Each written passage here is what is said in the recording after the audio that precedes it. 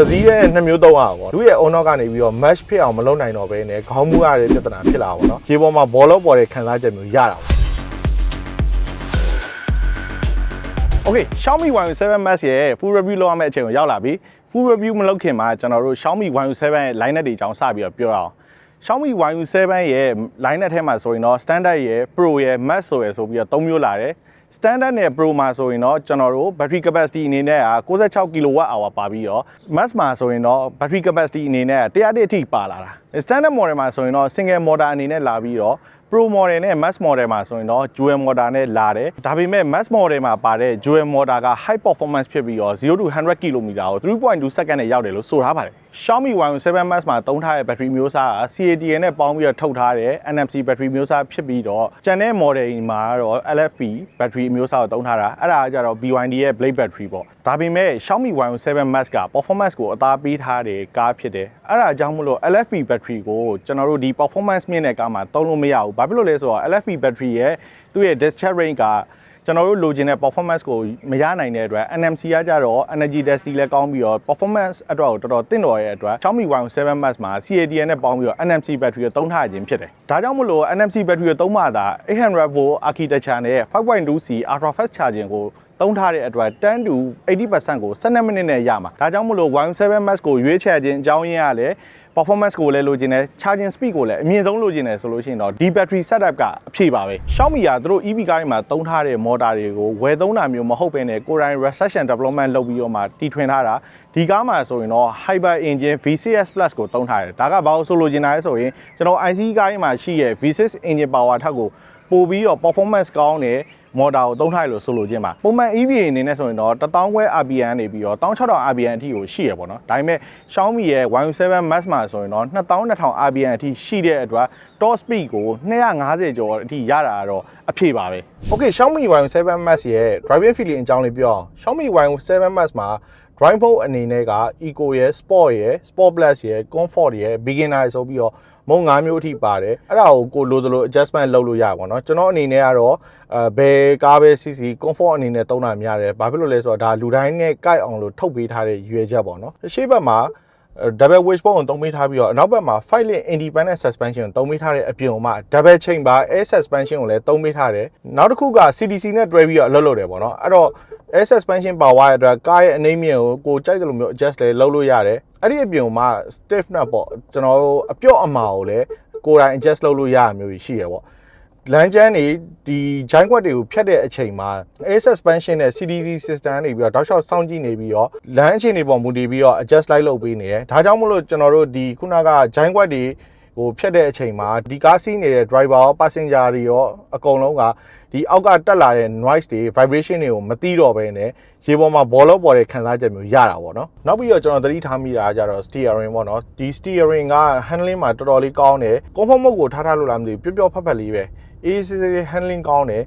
နောက်တစ်ခုက accelerator တွေကောဒီ brake တွေကောက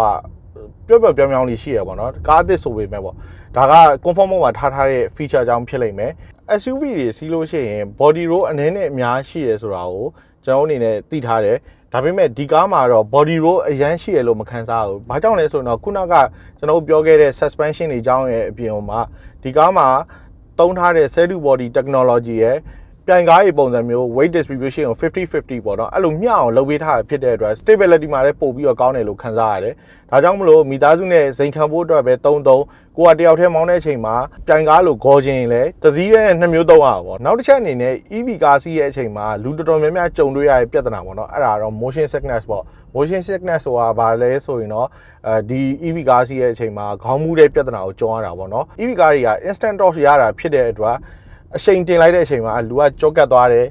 brake အုပ်လိုက်လို့ရှိရင်လူကရှေ့ကိုငိုက်သွား engine ကားတွေလိုမျိုး engine တန်မကြားတဲ့အခါကျတော့လူရဲ့ owner ကနေပြီးတော့ match ဖြစ်အောင်မလုပ်နိုင်တော့ဘဲနဲ့ခေါင်းမူရတဲ့ပြဿနာဖြစ်လာပါတော့အဲ့ဒီပြဿနာကို Xiaomi ကဘယ်လိုဖြေရှင်းထားပြီးလဲဆိုရင်ခေါင်းမူရဲ့ပြဿနာကိုတဝက်လောက်လျော့သွားအောင်ဒါမှမဟုတ်နည်းသွားအောင်လို့ motion sickness relief mode နဲ့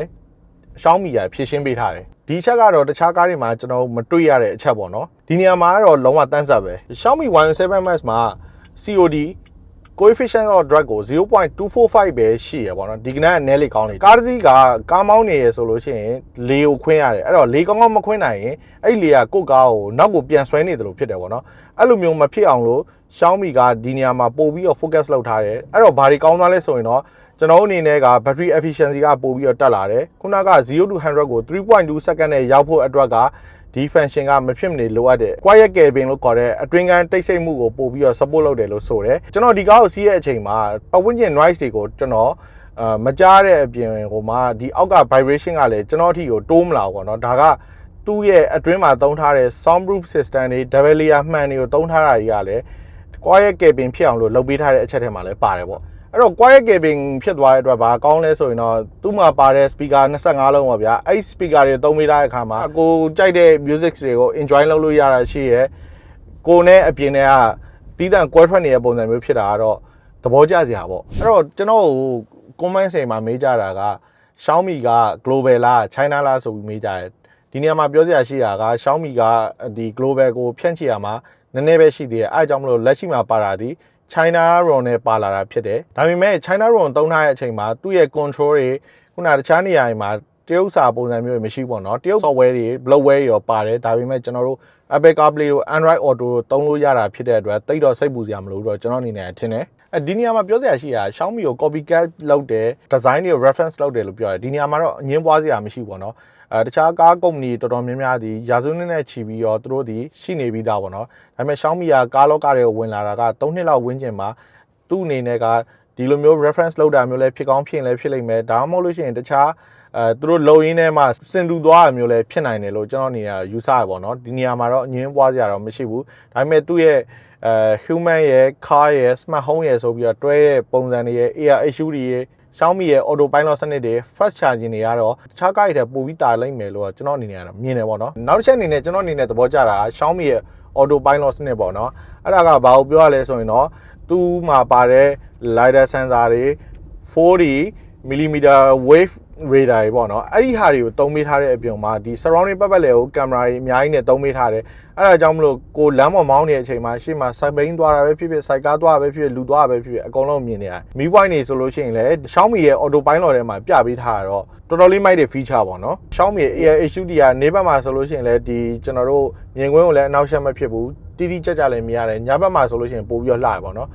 နောက်ပြီးတော့ကိုကဘယ်ဘက်ကို꿰ကျင်တာပဲဖြစ်ဖြစ်ညာဘက်ကို꿰ကျင်တာပဲဖြစ်ဖြစ် signal ပြရတယ်အဲ့ဒီကင်မရာကရိုက်ထားတာတွေကို AR HUD မှာလာပြပေးတယ်အဲ့ဒီအချက်တွေပေါ်မူတည်ပြီးတော့ကျွန်တော်အနေနဲ့ Xiaomi ရဲ့ဒီသူသုံးထားတဲ့ technology တော့တော်တော်လေးစားမိတယ်ပေါ့နော်ဒီလောက်ဆိုလို့ရှိရင်တော့ Xiaomi YU7 Max ရဲ့ full review လေးကတော့တော်တော်လေးစုံလောက်ပြီလို့ထင်တယ်ကျွန်တော်အနေနဲ့ design ပိုင်းရော performance တွေရောအတွင်းထဲမှာပါတဲ့ interior တွေရော exterior တွေအနေနဲ့ဘာမှအပြစ်ပြောစရာမရှိတော့ဘူးလို့ထင်တယ်ပေါ့နော်မိတ်ဆွေတို့အနေနဲ့ရောကိုထင်ထားတဲ့ Xiaomi YU7 ကကိုယ့်ရဲ့စိတ်ကူးနဲ့တစ်ထပ်တည်းကြားရလားဆိုတာကို comment မှာဝေအောင်ဆွေးနွေးသွားလို့ရပါတယ်နောက်ဗီဒီယိုမှာတွေ့ရပါ